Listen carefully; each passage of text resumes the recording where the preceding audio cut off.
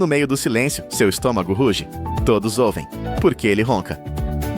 Seu intestino está sempre se movendo, empurrando a comida em ondas. Quando está vazio, essas ondas empurram principalmente ar.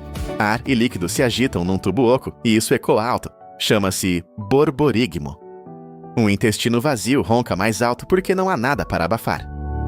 Também pode significar modo de limpeza, removendo restos entre as refeições. Esse ronco é só seu encanamento funcionando. Seu estômago já roncou no pior momento?